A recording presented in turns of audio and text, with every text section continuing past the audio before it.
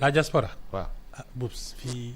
non mais c'était pas structuré comme structuré ou là, comme il l'a proposé. Non, les gens qui travaillent à l'étranger, souvent ce sont ce qu'on appelle ici joliment les soutiens de famille. Tous les mois, ils envoient de quoi faire vivre leurs proches. Apparemment, c'est beaucoup plus que l'aide publique au développement. Souvent, ils construisent des infrastructures quand l'État est défaillant. Oui, au Fouta, ils ont construit beaucoup de centres de santé. Et c'est là que on revient à la base de départ. Boubs.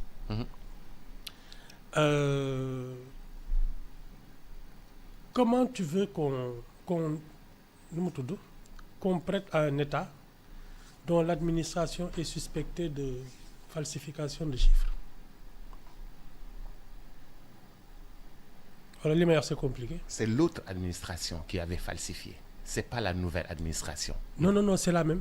Non, c'est l'autre administration. Boubs. L'administration de Senghor et celle de Diouf et celle de Wade et celle de Macky Sall et celle... C'est cette culture-là.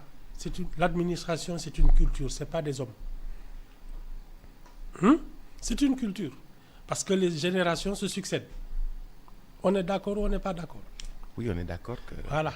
Donc, dès que tu jettes un trouble sur la transparence de l'administration, mais après ça, on est level État Sénégal, l'idéal bailleur de fonds avec nous, mais ça peut être aussi valable pour les trucs. Première chose.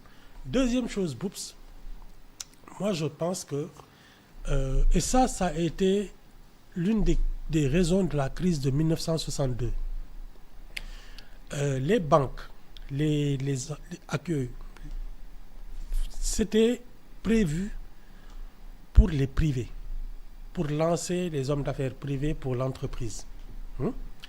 Il s'est trouvé que justement les officiels là, par des prêtres non accueillis, ils ont pillé les banques. Les gens de l'administration. Voilà. Toujours. Voilà. Alors, les banques au Sénégal, en plus, elles n'ont pas une grande trésorerie. Oui. Mais l'État les ponctionne. Ça veut dire qu'il reste plus beaucoup d'argent pour les entreprises. Mënuñ leen lebal parce que état bi mooy gën a xam nga. Léegi as néew li dese woon famille yi mooy xaalisu émigré yi.